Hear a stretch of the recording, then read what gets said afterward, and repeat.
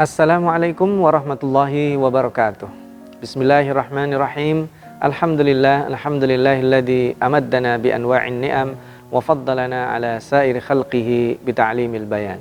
Fallahumma salli wa sallim wa barik ala nabiyyina Muhammadin sallallahu alaihi wasallam wa ala alihi wa ashabihil kiram, amma ba'd. Para pemirsa Cahaya Ilahi, sahabat TV-mu yang berbahagia, as-saimun as-saimat, alhamdulillah kita berjumpa kembali atas izin Allah Subhanahu wa taala, dan Allah Subhanahu wa taala masih menyehatkan kita. Mudah-mudahan kita terus dalam keadaan sehat, terkhusus di bulan Ramadan, supaya kita bisa memaksimalkan dan menjemput peluang-peluang kebaikan yang Allah berikan selama bulan Ramadan. Pada kesempatan kali ini saya akan melanjutkan pembahasan setelah kita menyelesaikan ujian-ujian pada kesempatan yang lalu. Maka saya akan membahas tentang ihsan. Ihsan atau berbuat baik itu juga merupakan peluang yang Allah berikan, Allah sediakan bagi setiap kita pada kesempatan kali ini. Dan di antara ihsan yang paling menonjol adalah berbuat ihsan kepada orang tua. Apa makna berbuat ihsan kepada orang tua? Allah Subhanahu wa taala menyebutkan dalam banyak ayat bahwa perbuatan baik yang disebut dengan ihsan itu kepada orang tua merupakan wasiat dari Allah Subhanahu wa taala. Wa wassaynal insana biwalidayhi ihsana. Kata-kata ihsan itu akar katanya dari kata-kata hasan yang berarti baik. Maka kata ihsan itu bentuk superlatif. Jadi berbuat lebih baik. Kalau ada orang berbuat baik kepada saya bernilai 1, maka berbuat ihsan kepadanya itu saya membalasnya dengan berbuat 2 atau 1, minimalnya standarnya sama. Yang menarik adalah ketika Allah Subhanahu wa taala meminta kita berbuat ihsan kepada orang tua. Bagaimana itu mungkin terjadi? Bagaimana kita bisa berbuat lebih baik dari yang orang tua berbuat kepada diri kita? Tentu itu sesuatu yang mustahil. Lalu kenapa Allah Subhanahu wa taala menyebutkan ihsan kepada orang tua itu menjadi prioritas, atau dalam bahasa yang kita kenal dari dulu disebut dengan birrul walidain. Dan itu letaknya adalah di bawah tauhid. Jadi setelah Luqman memberikan wasiat kepada anaknya tidak syirik, maka wasiat keduanya itu adalah berbuat ihsan kepada orang tua. Para pemirsa, sahabat TV-mu yang berbahagia, makna ihsan yang berarti adalah lebih baik kepada orang tua itu bukan berarti secara kualitas atau bahkan kuantitas, karena kita tidak mungkin untuk menyamai perbuatan atau sikap orang tua kepada kita, itu saja tidak mungkin. Lalu bagaimana dan apa maknanya kita diminta untuk berbuat ihsan, berbuat lebih baik dari yang orang tua berbuat kepada kita? Itu adalah dari sisi kita sebagai anak. Ya, kalau orang tua begadang ketika kita sakit, apakah kemudian ketika orang tua sakit kita begadang seperti hanya beliau bergadang pada waktu dulu? Tentu kualitasnya akan jauh berbeda. Kalau pada waktu kita kecil, kita rewelnya minta ampun, dan orang tua betapa sabarnya. Ketika orang tua kita sudah sampai pada usia yang sangat tua, dalam tanda kutip sedikit rewel, apakah kita bersabar? Nah, ini makna berbuat ihsan kepada orang tua yang itu disebut dengan birrul walidain, itu dijadikan makam yang pertama. Perbuatan ihsan kepada sesama manusia ini juga memiliki landasan yang kuat. Karena begini, berbuat ihsan kepada orang tua itu tidak dibatasi apakah orang tua itu dalam tanda kutip kualitasnya lebih baik dari kita, atau sama, atau lebih buruk, atau bahkan dia termasuk orang yang berbuat syirik atau memusuhi Allah Subhanahu wa taala. Dan karena di dalam Al-Qur'an Allah Subhanahu wa taala menegaskan, dan saya kira sahabat TV-mu dan para pemirsa hafal ayatnya, wala taqul lahuma uffin. Jadi kita sekedar untuk mengatakan uff saja atau menyela pembicaraannya saja itu tidak dibolehkan. Wala tanharhuma, kita juga tidak boleh menghardiknya. Wasahibhuma fid dunya ma'rufa, kita diminta untuk membersamai mereka secara ma'ruf. Sekalipun mereka itu menyuruh kita berbuat maksiat. Wa in jahadaka ala an tusyrika bi syai'a, seandainya mereka itu memaksamu untuk berbuat syirik kepadaku, kata Allah Subhanahu wa taala, fala tuti'huma, kita tetap dilarang, kita tetap tidak dibolehkan untuk menaati mereka pada segmen yang kecil. Jadi ketika tidak tidak bisa kita taati itu adalah pada porsi ketika mereka menganjurkan atau meminta kita untuk syirik kepada Allah Subhanahu wa taala. Tetapi sekalipun itu kita dilarang, kita tetap diminta wasahibhuma fid dunya ma'rufa, membersamai mereka, mempergauli mereka dengan baik, itu tetap diwajibkan oleh Allah Subhanahu wa taala. Ada fokus sempit saja yang kita tidak boleh menaatinya, tetapi kita tetap berbuat baik. Dan sebaik-baik contoh dalam berbuat ihsan kepada orang tua yang menjadi tokoh antagonis itu adalah Nabi Ibrahim alaihissalam. Nabi Ibrahim alaihissalam ketika menjumpai ayahnya sebagai tokoh antagonis, maka Nabi Ibrahim itu luar biasa. Beliau sampai mengatakan, sa'astaghfirulaka rabbi, saya akan meminta ampunan kepada Allah untukmu. Ini menandakan bentuk kasih sayang sangat luar biasa Nabi Ibrahim kepada ayahnya. Sekalipun itu nanti mendapatkan kritik dari Allah, memintakan ampun kepada Allah untuk mereka yang syirik, mereka yang memusuhi Allah, itu tidak dibolehkan. Jadi perbuatan ihsan kita kepada orang tua itu ada pada level hubungan antara kita dengan orang tua, hubungan antara kita dengan wasiat Allah Subhanahu wa taala membersamai mereka di dunia dengan sebaik-baiknya. Para pemirsa, maka di bulan Ramadan ini kesempatan kita untuk kembali kepada orang tua. Bagi yang masih memiliki orang tua, maka birrul walidain, maka perbaikilah hubungan kita dengan orang tua. Yang berada di dekat, maka sekali kita ajak keluar untuk buka bersama, kita kasih hadiah mereka. Hadiah sekalipun itu mungkin nilainya tidak seberapa, kita temani beliau untuk sahur, kita tanyakan atau kita berikan apa yang kira-kira membuat mereka bahagia. Maka itu adalah karomah yang Allah berikan pada diri kita ketika orang tua kita ada. Dan ketika orang tua berjauhan secara fisik, kita juga jangan sampai lalai. Kita bisa menelpon mereka, kita bisa video call mereka. Betapa banyak fasilitas teknologi hari ini yang memudahkan kita untuk berinteraksi dengan mereka. Para pemirsa, ada masih banyak perbuatan ihsan yang Allah Subhanahu wa taala anjurkan selain kepada orang tua. Insya Allah kita akan lanjutkan setelah break singkat berikut ini. Para pemirsa Cahaya Ilahi dan sahabat TVmu yang berbahagia, as-shaimun as-shaimat rahimani wa rahimakumullah. Berbuat ihsan kepada orang tua menjadi level tertinggi berbuat baik setelah kita beribadah kepada Allah Subhanahu wa taala karena jasa orang tua. Dan termasuk orang tua itu ada banyak ya. Kalau kita sudah berkeluarga ada mertua kita ya orang tua kita. Guru-guru kita adalah orang tua kita. Orang-orang yang berjasa mengenalkan kita kepada Al-Quran, kepada Allah, kepada syariatnya, dan mengajarkan kita banyak ilmu, itu adalah orang-orang tua kita yang mereka punya hak perbuatan ihsan kita kepadanya. Maka jangan sampai kita melupakan guru TK kita, ya. Ayo, siapa yang punya guru TK? Kita sambangi dia, yang masih ada kita sambung silaturahimnya. Guru SD kita, guru-guru SMP kita, guru SMA kita, pernahkah kita mencoba untuk sekedar mendoakan mereka by name? Nah, ini perbuatan ihsan yang juga tidak kalahnya. Karena begini, berbuat ihsan, berbuat baik atau disebut dengan bir, tadi birrul walidain, bir kepada orang tua. Redaksi di dalam Al-Qur'an dalam surat Al-Baqarah itu disebutkan laisal birra an tuwallu wujuhakum qibalal masyriqi wal maghrib.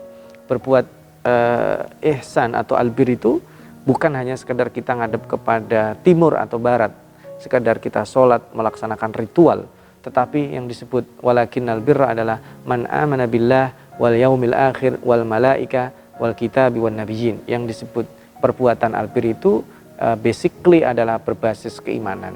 Dan setelah Allah menyebutkan iman kepada hari akhir yang disebut dengan ketahanan masa depan kita.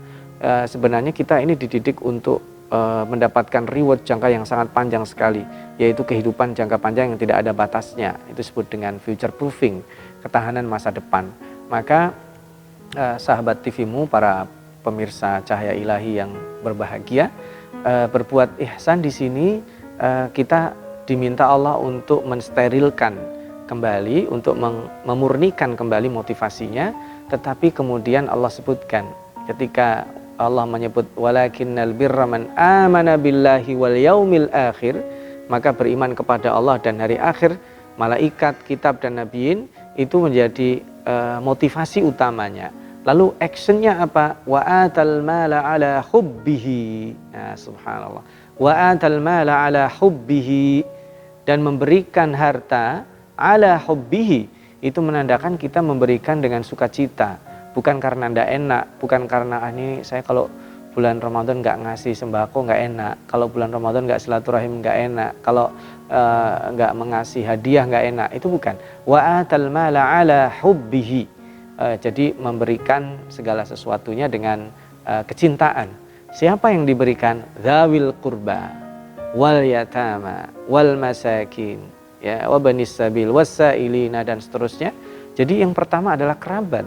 Kerabat itu perlu kita sambung silaturahim, dan salah satu silahnya adalah dengan memberikan hadiah atau memberikan harta, karena itu menjadi pokok bagi kita untuk menyambung silaturahim. Minimal, nah ini momen di bulan Ramadan ini, kalau ada adat atau habit atau budaya apalah disebut munggahan atau disebut kita sering silaturahim dengan menghantar hantaran yang mungkin sederhana saja, hanya mungkin satu tandan pisang atau kue, atau membawa hadiah mengkena bagi yang perempuan atau sarung bagi yang laki-laki. Nah ini itu menjadi silah, menjadi perbuatan ihsan kita kepada saudara-saudara kita. Dan kenapa perbuatan ihsan itu penting? Karena ini merupakan refleksi dari keimanan. Iman itu letaknya di dalam dada yang merupakan motivasi, dan perbuatan ihsan itu refleksinya. Ya, iman itu teorinya, maka perbuatan ihsan itu prakteknya. Praktikumnya ada kepada perbuatan ihsan. Dan tadi kita sudah bicara, perbuatan ihsan kita itu ada paling tinggi topnya itu pada orang tua, lalu kemudian kepada kerabat, dan kita juga ada melihat perbuatan ihsan kepada tetangga, perbuatan ihsan kepada tamu. Dan kita lihat filosofinya, kenapa agama kita mendetilkan ya kerabat, ya, karena kerabat itu memiliki hak yang luar biasa, apalagi kalau kerabat itu adalah muslim, apalagi kalau kerabat itu adalah tetangga kita. Karena diperjelas di dalam hadis, Rasulullah SAW menjelaskan dan menegaskan, man kana yu'minu billahi wal yaumil akhir falyukrim dhaifahu. Siapa yang beriman kepada Allah dan hari akhir, muliakan tamunya. Siapa yang beriman kepada Allah dan hari akhir, muliakan tetangganya. Nah ini maknanya, kalau kita punya tetangga yang itu adalah kerabat kita dan muslim, tentu dia akan mendapatkan privilege dan hak yang berlipat-lipat. Pertama sebagai tetangga, kedua sebagai muslim, ketiga sebagai kerabat. Dan ini menjadi prioritas utama kita, perbuatan ihsan selama bulan Ramadan. Perbuatan ihsan kepada mereka sederhana, kita masak sederhana, kita bagi tetangga kita. Kita baru pulang dari mana, membawa beberapa, kita ambil sebagiannya, kasihkan mereka. Perbuatan ihsan itu adalah merupakan hal yang akan membuat hati kita menjadi mekar, yang akan membuat diri kita menjadi dinamis, optimis, dan menularkan spirit-spirit kebaikan itu untuk bertahan lebih lama dalam diri kita. Dan inilah sepanjang bulan Ramadan Allah memberikan kesempatan kita untuk melakukan itu. Bukankah di bulan ini Allah ada syariatnya zakat fitrah, dan kalau bisa tunaikan zakat mal, kalau bisa kemudian kita berbagi makanan, ya kan? Kenapa, apa makna filosofinya kalau kita memasak, kuahnya itu disuruh memperbanyak? Sebenarnya bukan kuahnya ya, itu kan spiritnya ya. Kalau kuahnya aja itu kan juga ada kaldunya ya, ibaratnya kalau kita makan bakso itu kan makan kuahnya aja udah enak ya. Kalau kita ngerebus tulang, istilahnya tulang daging itu kan, itu rasanya kaldunya itu juga sudah enak. Maknanya bukan itu, tapi maknanya adalah spirit berbaginya. Kita bisa berbagi apa sekalipun kecil. Hadiah itu bukan dinilai pada al-ihsan itu bukan dinilai pada kuantitasnya, tapi pada kita mau atau tidaknya di dalam berbagi dengan mereka. Dan orang yang pertama harus kita perhatikan adalah dzawil qurba, kemudian tetangga atau tamu, dan orang-orang yang ada di sekitar kita itu menjadikan refleksi utama perbuatan ihsan.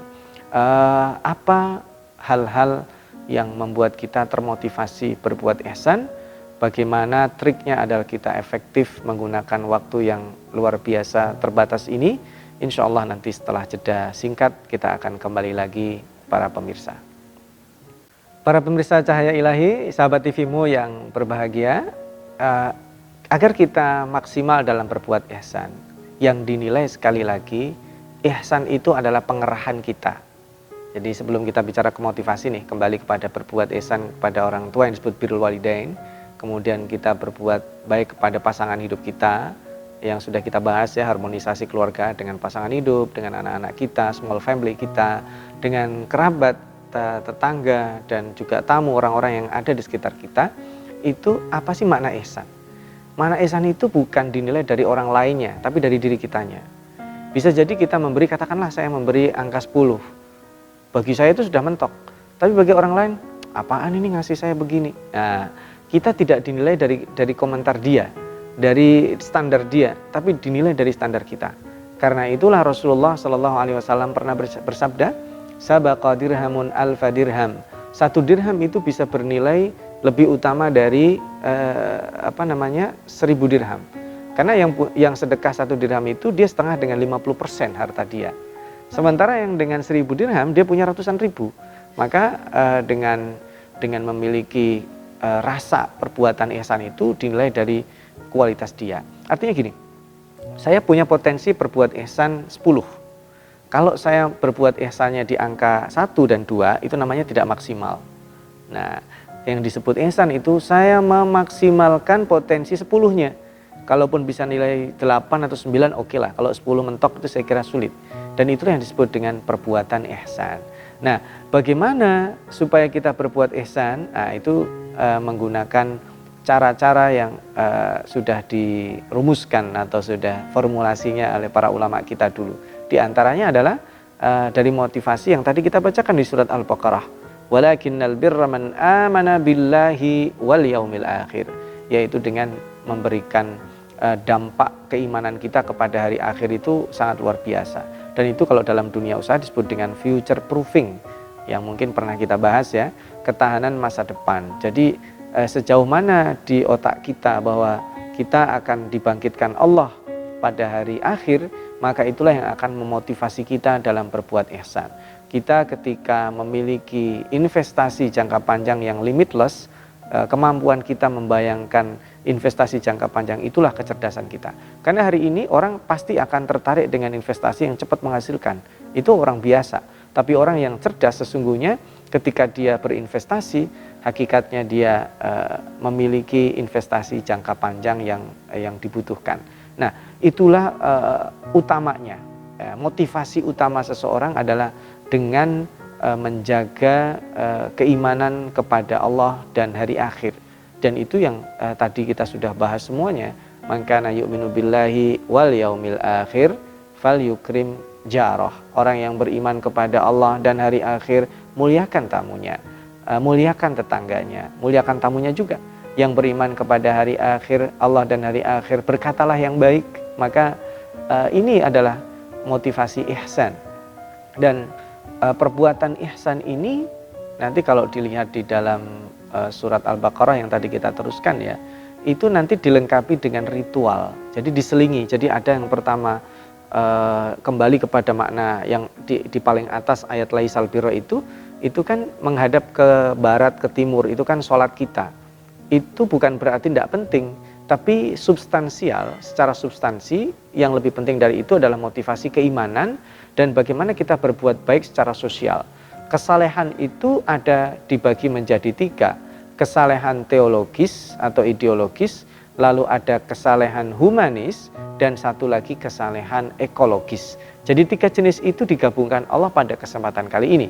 Kesalehan teologisnya adalah bagaimana kita membenahi motivasi, beriman kepada Allah, beriman kepada hari akhir, malaikat, kitab, dan nabi-nabinya, lalu direfleksikan pada perbuatan yang real, yang di dalam dunia nyata, yaitu perbuatan ihsan tersebut dengan memberikan sesuatu dengan dasar cinta, dan kemudian ada yang sifatnya ritus. Jadi ada aqamus shalah, atuz zakah, dan ada wal mufuna bi ahdihim idza ahadu. Dan kembali lagi secara dimensi sosialnya, dia betul-betul mampu memegang komitmen janjinya kepada orang-orang yang ada di sekitar kita. Sahabat TVmu, para pemirsa Cahaya Ilahi, jadi itulah ihsan. Jadi liku-likunya perbuatan ihsan itu ya tentu pertama kita kerahkan kemampuan maksimal kita. Karena yang dihitung adalah kita. Saya punya 10 ya kerahkan 10. Nggak bisa 9, 8, jangan sampai kita mubadzir. Kita punya 10, kemampuan potensi itu tapi kita kerahkan hanya 1, hanya 2, maka itu mubadzir. Dan inilah kesempatan, dan ini luar biasa. Kita sering mendengar di bulan Ramadan itu perbuatan sunnahnya itu levelnya dinaik jadi wajib.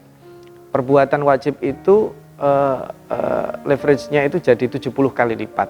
Nah, itu memang stimulus yang sifatnya angka, kuantitatif. Tapi mari kita gunakan, karena kesempatan itu tidak akan kembali lagi. Maka dari itu, kesempatan yang hanya 1 bulan ini, dan insya Allah masih ada, mari kita kejar. Ada sisa waktu ini, kita gunakan untuk berbuat ihsan.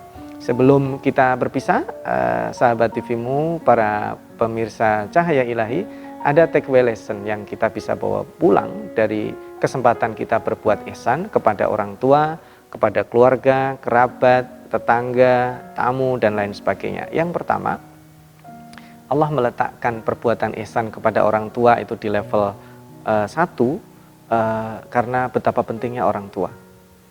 Jangan sia-siakan orang tua. Itu adalah karomah yang Allah berikan pada diri kita. Kalau masih hidup, itu adalah karomah yang ada. Segera jemput kembali, baik secara fisik kita temui mereka. Ini adalah momen yang sangat luar biasa. Tapi meskipun saya tidak menganjurkan kalau nggak bisa pulang kampung, ya nggak perlu pulang kampung. Artinya begini, kita punya kesempatan untuk berbuat ihsan, jangan sia-siakan. Jangan hitung-hitungan materi itu menghalangi kita perbuatan ihsan kepada orang tua. Kepada kerabat itu juga tidak kalah penting, karena kerabat itu adalah orang dekat kita. Dan yang paling penting juga, kalau mereka itu menyatu dalam diri tetangga kita. Muslim iya, kerabat iya, maka dia menjadi yang penting. Kemudian takeaway lesson lainnya adalah motivasi kita berbuat ihsan itu apa? Yaitu beriman kepada Allah dan hari akhir. Ada future proofing, ketahanan masa depan yang harus kita pelihara. Dan yang ketiga, akibat kita berbuat ihsan, Allah Subhanahu wa taala akan mencintai kita karena Allah senantiasa mengulang-ulang innallaha yuhibbul muhsinin. Muhsinin itu senantiasa dicintai oleh Allah Subhanahu wa taala. Profil para muhsinin kita juga sudah pernah mengkajinya, seperti halnya Nabi Yusuf alaihissalam yang kita bahas pada sesi kemenangan sang pemaaf. Sedikit ini mudah-mudahan bermanfaat, mengantarkan kita untuk termotivasi senantiasa berbuat ihsan. Aqulu qauli hadza wal afu minkum nasrum minallah wa fathun qarib wa basyiril mu'minin. Wassalamu alaikum warahmatullahi wabarakatuh.